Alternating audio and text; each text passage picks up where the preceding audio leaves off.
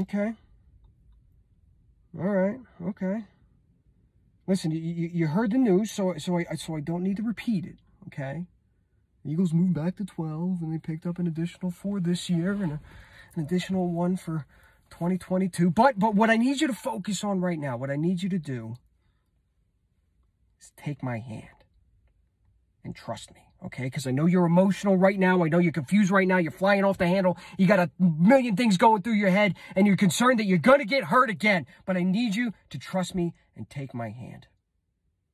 Because Uncle Tailgate is here to talk you off the ledge. And we're just going to have a conversation, okay? That's what we're going to do. We're just going to have a conversation, just 2 guys talking football, right? Me and you, we're going to talk through it, okay? So what I need you to do right now is take my hand. All right, you ready? Okay. We're just going to have a conversation. That's all this is. All right?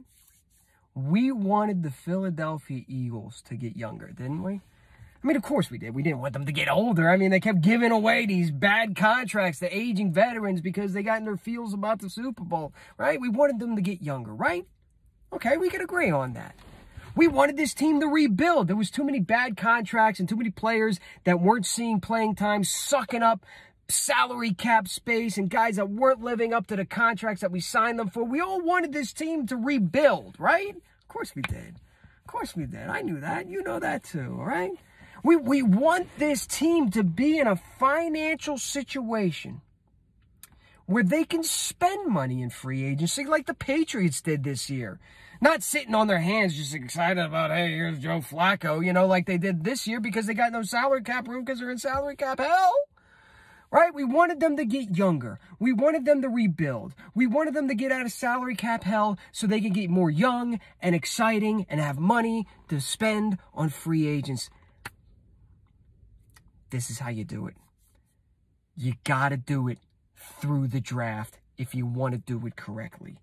And if we want all those things, if you are able to compartmentalize the value of the trade, which, by the way, is of the utmost importance to the Philadelphia Eagles, especially in the position that they are in right now, trying to get out of salary cap hell. If you were able to compartmentalize that with the Howie thing. I know, Howie is a trigger word. I'm sorry, but we're going to have to say his name. We're going to have to say it out loud. Don't fly off the handle. Howie Roseman. Deep breath. Okay. Okay. If you can compartmentalize this to this, this looks pretty fucking good. If I were to tell you that XYZ team pulled their quarterback in the 4th quarter of a meaningless game in the last game of the season, what's up, Giants fans? I haven't forgot about you assholes. But let's just say they did that, and they were supposed to draft at 9 and moved up to 6. And then used that 6th pick to then move back to 12 to gain an additional 1 and a 4.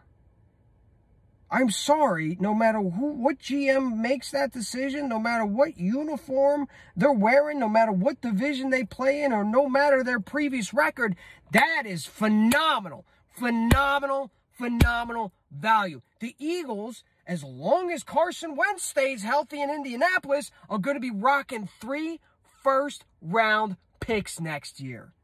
And it's not like they traded into the 6th round this year. They're drafting at 12. Fletcher Cox was a 12th overall pick. Relax. You guys act like Jamar Chase and Pitts were the only people on God's green earth.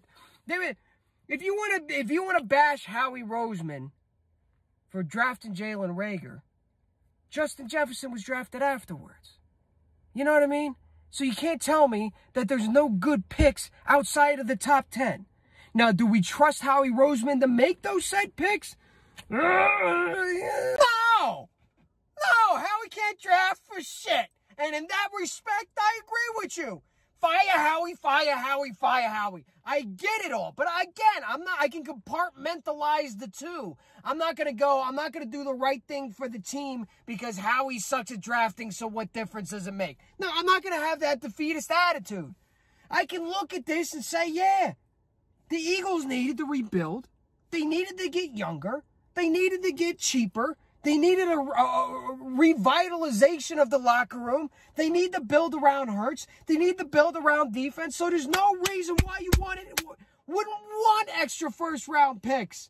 Why you wouldn't want more cheap value on rookie contracts so you then in turn can backfill it with veteran talent, experienced talent. Isn't that how they won the Super Bowl to begin with? And then there's a Howie thing, which I get, but I can compartmentalize the two. Eagles fans, this is a good thing. This is a good thing. And again, as I ended my previous video, take my hand once more. Because everybody just thinks that Howie Roseman is Teflon. That he's never going to get fired. Jeffrey Lurie's never going to fire him. That he's going to be here forever, whether we like it or not. And my feeling is that Howie Roseman knows his back's against the wall. Now, Howie Roseman knows that he has to fix this shit now. And guaranteeing yourself, or quasi-guaranteeing yourself with a conditional first-round pick for Carson Wentz does not extend the lifespan of Howie Roseman. I think that's a misconception. Because if Howie Roseman treats the 12th overall pick this year like the Jalen Reagor pick last year, where you just don't see any impact, or let's say the Andre Dillard pick the year prior, and you just don't see him any value in it, I don't think it's Howie Roseman that's going to have 3 first-round picks next year. I think it's the new GM that's going to have 3 first-round picks next year. Again, Howie Roseman is now in a position where he can no longer blame the quarterback. He can no longer blame the coach. He can try if he wants to, but he really can't blame the owner because that guy's the guy that signs the checks. Howie Roseman has to play this thing by the book. That smartest guy in the room shit isn't going to fly this year. It's just not. You can't go take an offensive guard from Mississippi who gives a fuck state. You can't, because you think you're the smartest guy in the room. You're in a position where now it's your back against the wall. It's your ass. You have to answer for every little last thing that this team does moving forward. You cannot fuck up. You have a leash this long. He's going to have to listen to his scouts. He's going to have to play it safe. He's going to have to do the right thing. He's going to have to steer the ship in the right direction. I don't think Howie's as safe as some of y'all think. So you take that news or that theory, you put those glasses on, and once again, you compartmentalize the trading back and the Howie thing. Howie has to do the right thing. The Eagles just did the right thing, and if the wrong thing happens, Howie's gone. Take my hand. Uncle Tailgate's here to talk you off the ledge.